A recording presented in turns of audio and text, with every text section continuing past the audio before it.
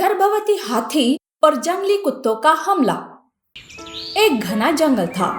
उस जंगल में एक जंगली कुत्तों का झुंड रहता था।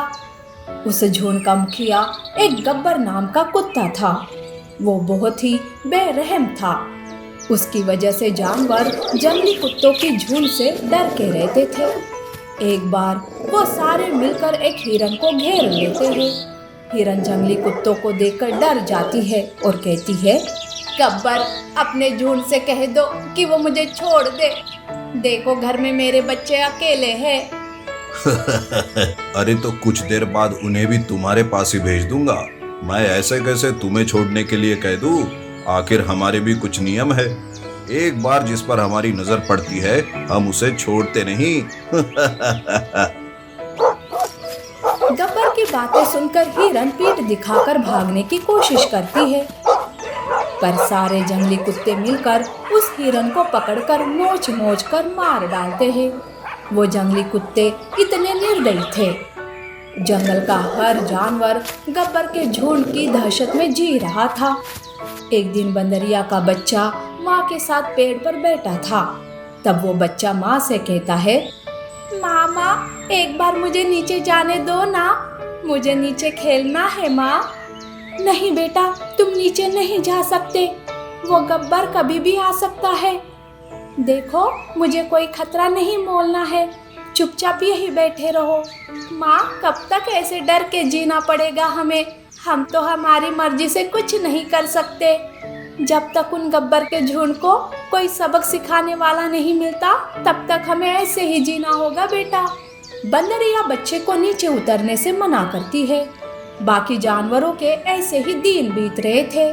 ऐसे में एक दिन वहाँ एक गर्भवती हथनी वीना आती है। वीना जंगल में रहने के लिए ठिकाना ढूंढ रही थी। उसे जंगल में कोई चहल पहल नहीं दिखाई दे रही थी। तभी उसकी मुलाकात पेड़ पर बैठी बंदरिया से होती है।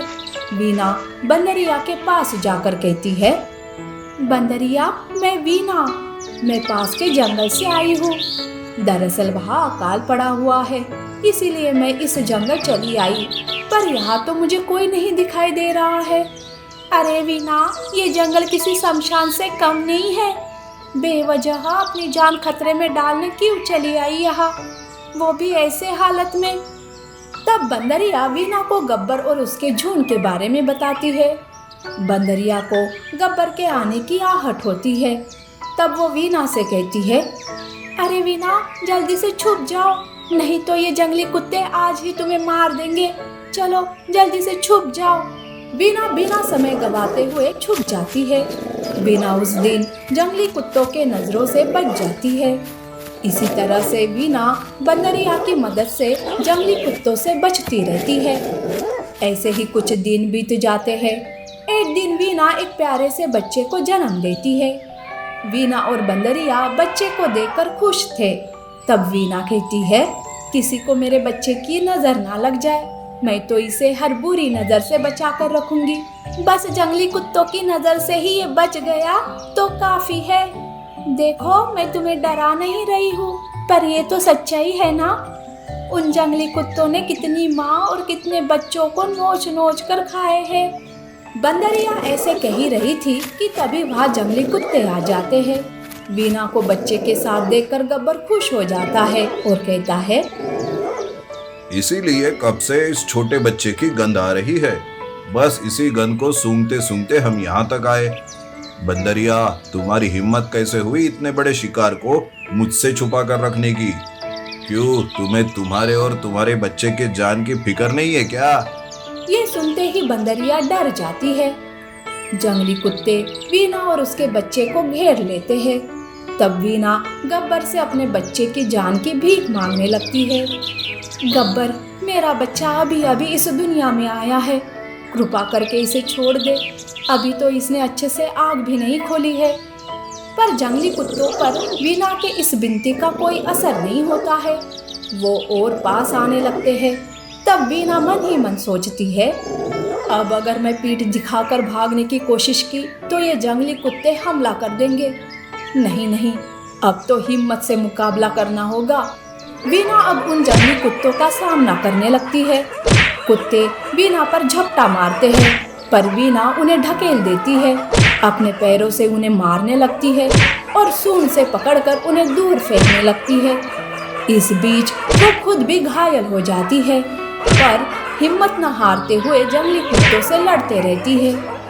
आज तक उन जंगली कुत्तों को किसी ने भी ऐसी टक्कर नहीं दी थी, इसीलिए उनका हौसला बढ़ गया था।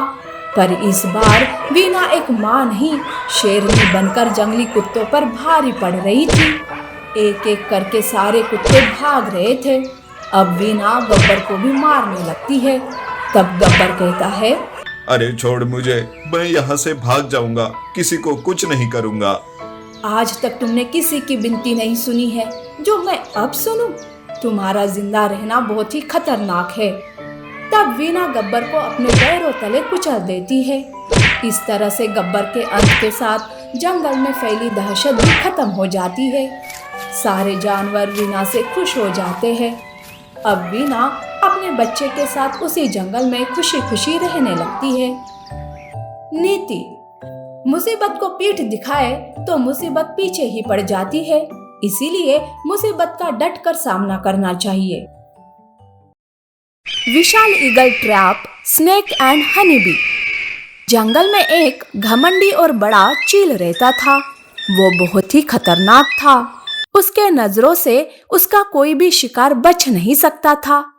चील के आने से सारे जानवर डर जाते थे। वो जब भी शिकार के लिए निकलता तो जानवर अपनी जान बचाने छुप जाते थे। एक दिन जंगल में कुछ जानवर इकट्ठा होकर बातें कर रहे थे कि तभी वहां हिरन आती है और कहती है, अरे तुम सब यहाँ पर हो? अरे ये तो चील के आने का समय है, चलो भागो यहाँ से। अरे बातें बंद करो और भागो यहाँ से। अरे मैं किसी चील से नहीं डरता, तुम्हें इतना ही डर है तो तू चली जा यहाँ से, क्यों रुकी है? हाँ हाँ, जब वो चील आएगा ना तो सबकी सिट्टी पिट्टी गुल हो जाती है, समझे ना? तो मेरे सामने इतनी बड़ी बड़ी बातें मत बना। बड़ा आया, मैं किसी से नहीं डरता, मुझे क्या, मैं जा रही हूँ। हिरन जाने लगती है कि तभी वहां चील आता है। तब सारे जानवर अपनी अपनी जान बचाने भागने लगते हैं। तब चील को यह सब देखकर बड़ा मजा आता है। तब वो जोर जोर से हंसते हुए कहता है, भागो भागो, चील आ गया। पर मुझसे भागकर कहाँ जाओगे? मेरे जैसा तेज शिकारी इस जंगल में कोई नहीं है, तुम मुझसे बच ही नहीं सकते। चील को अपने आप पर बहुत ही घमंड था, और क्यों ना हो भला, चील की तेज नजरों से कौन बचा है।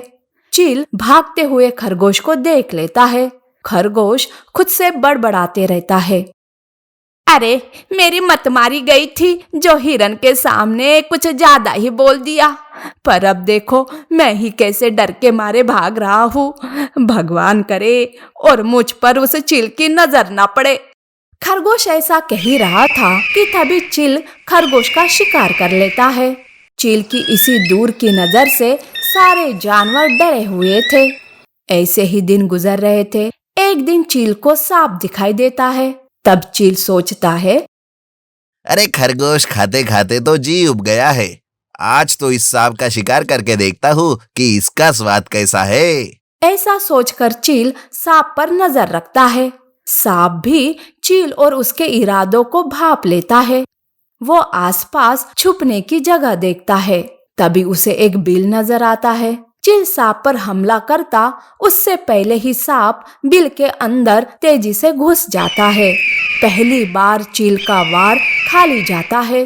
बिल के अंदर जाते ही सांप राहत की सांस लेते हुए कहता है, बाप रे, आज तो मैं बाल बाल बच गया। वो बिल एक खरगोश का था। तब वो खरगोश कहता है, अरे तुम्हारे शरीर पर कहाँ बाल है, पूरी की पूरी खाल ही खाल है, और उसे भी हर साल में उतारते रहते हो। अरे यहाँ मैं डरा हुआ हूँ और तुम्हें मजाक सूझ रहा है। रुक, उस चील के हवाले तुम्हें कर देता हूँ, तब समझ आएगा। बाप रे चील, चील का नाम सुनते ही पेट में गड़बड़ शुरू हो गई। अब तो बाहर भी नहीं जा सकता, अब क्या करूँ? खरगोश पेट पकड़कर बैठ जाता है और सांप खरगोश की हालत देखकर हंसने लगता है। उधर चील अपने पेड़ पर जाकर गुस्से से कहता है, शिट, ये सांप आखिर में मुझे चकमा कैसे दे सकता है? ये बात किसी को पता चली तो मेरा क्या नाम रह जाएगा? सब हंसेंगे मुझ पर। नहीं नहीं, अब कैसे भी करके इस सांप का शिकार करना ही पड़ेगा। हाँ, अब मैं उस पर दिन रात नजर रखूंगा।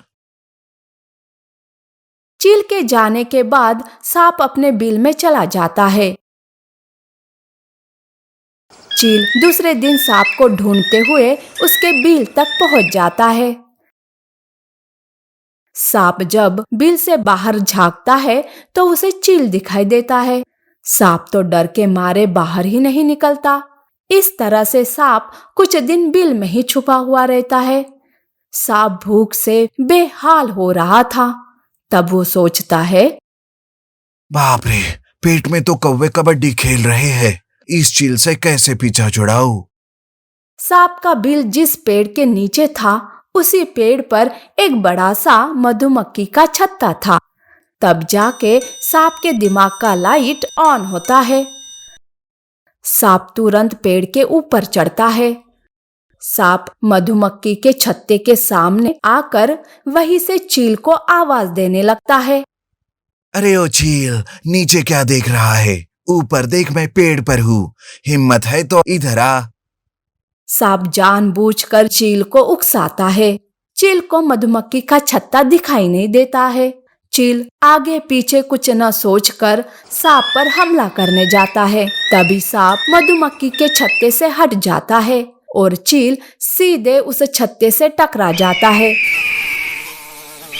जिस वजह से मधुमक्खियां बाहर निकलती है और वो चील को काट काट कर मार देती है। इस तरह से चील की समस्या हमेशा हमेशा के लिए दूर हो जाती है और सारे जानवर अब खुशी से जंगल में रहने लगते हैं।